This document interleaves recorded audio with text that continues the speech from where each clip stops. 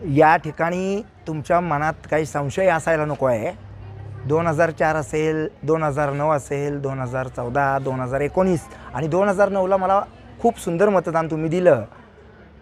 मतदार राजा आता जागृत व्हायला पाहिजे या ठिकाणी. आणि मतदार राजाच्या हातात असल्यामुळं मी एकच गोष्ट सांगतो, 19 तारखेला मी अर्ज भरणारच. तो येण्याप्रमाणे आहे. हे दोघांबद्दल मला काही गोष्टी बोलायच्याच नाही आहेत, कारण भाजपमध्ये तिकीट मिळावं ही उदयनदादांची आमच्या इच्छा होती.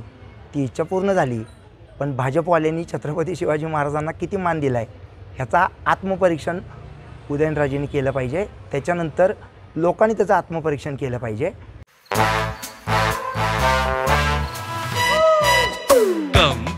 Come my love, please don't say no baby. Come my love. V-Guard के air coolers extra large cooling pads के साथ जो अच्छों को ठंडा करे. V-Guard air coolers, long lasting cooling. विश्वरत्न डॉक्टर बाबासाहेब आंबेडकरांचं नाव संसद भवनाला द्या ही अतिउच्च मागणी मी केल्यामुळं संपूर्ण बहुजन समाजाला त्या ठिकाणी सांगू इच्छितो की तुमचं मत हे बहुमोल आहे.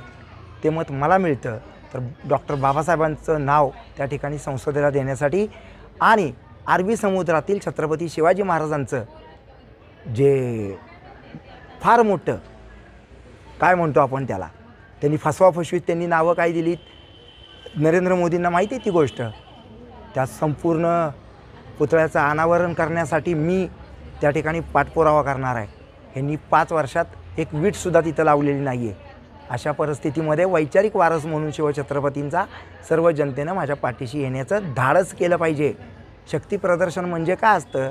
शक्ती एकतर तुम्हाला युद्धामध्ये दाखवायची असते. 2 रुपयाची दारू पाजून मटणं देऊन शक्ती दाखवली जात नाही. दुसरा मुद्दा राहिला शरद पवार आणि उदयनराजांचं हे हार्डवेअर आहे आणि मी या सगळ्यांमध्ये एकटा लढतो आहे. त्यामुळं मला यावेळेला तुम्ही संधी द्या. त्यांना एकदा दिली होती, त्यांचं स्वप्न पूर्ण झालं. आमचे अतिशय संयमी व्यक्तिमत्वाचे भाऊसाहेब महाराज, अभय सिंहराजे भोसले, त्यांनासुद्धा छत्रपती असतानासुद्धा शरद पवारांनी खर्च केलं होतं आणि त्याच्यापेक्षा जास्त ते उदयनराजांना करतात. त्यामुळे त्या विषयावरती मला जास्त बोलायचं नाही. योग्य वेळ आल्यानंतर मी माझा स्टाईल आणि माझी संपूर्ण जी तुम्हाला माहिती असलेली मला माहिती असलेली माहिती ही लोकांना मी देईन.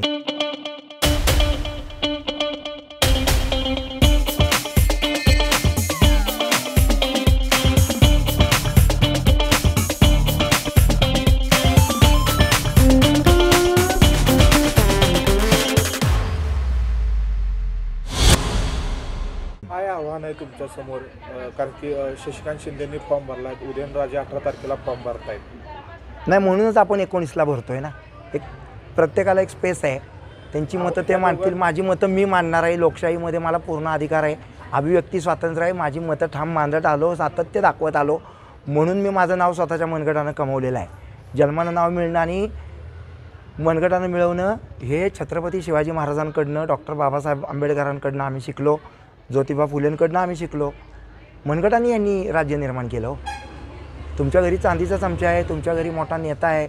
आणि पाठीमागच्या काळामध्ये जयंत पाटील स्वतः, शरद पवार हे उदयनराजांना पाडण्यासाठी जंग पछाडत होते.